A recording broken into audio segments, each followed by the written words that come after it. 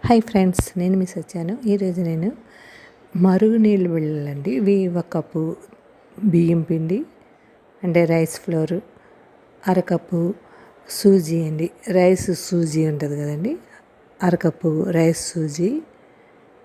అంటే మనం బియ్యం ఇంట్లోనైనా మిక్సీ చేసుకోవచ్చండి. వేసుకొని అందులో మనం టేస్ట్కి తగ్గ ఉప్పు, కారం, ఉప్పు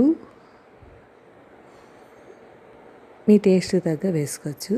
ఇందులో మనం జీలకర్ర కొద్దిగా, పెసరపప్పు, నానబెట్టిన పెసరపప్పు ఒక కప్పుడు వేసుకున్నానండి. నేను ఎక్కువ వేసుకుంటే ఇంకా బాగుంటాయి టేస్ట్. అంటే ఒక కప్పు బియ్యం పిండికి అరకప్పు పెసరపప్పు వేసుకోవచ్చండి, బాగుంటుంది. అందులో కొద్దిగా పసుపు, జీలకర్ర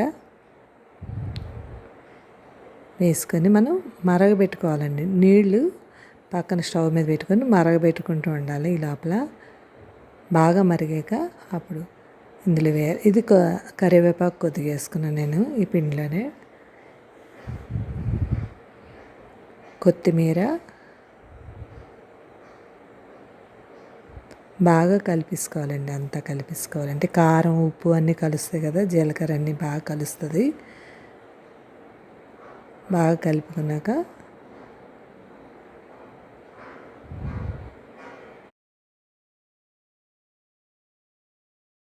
బాగా కలుపుకొని అందులోని మనం ఈ మరుగునీళ్ళు కొద్దిగా వేసుకోవాలండి. వేసుకొని కలుపుతూ ఉండాలి. కలుపుకొని కొద్దిగా గట్టిగా కలుపుకోండి. ఇది బాగా కలిపేసుకున్నాక మనం మరిగిపెట్టేసుకున్న నీళ్ళు, బాగా మరిగిన నీళ్ళు ఇందులో వేసుకోవాలండి. వేసుకొని కలుపుకోవాలి. అంటే మరీ చపాతీ ముద్దలా కాకుండా, మరీ లూజుగా కాకుండా, అంటే మనం పెనం మీద దలసరిగా వేసుకోవాలండి.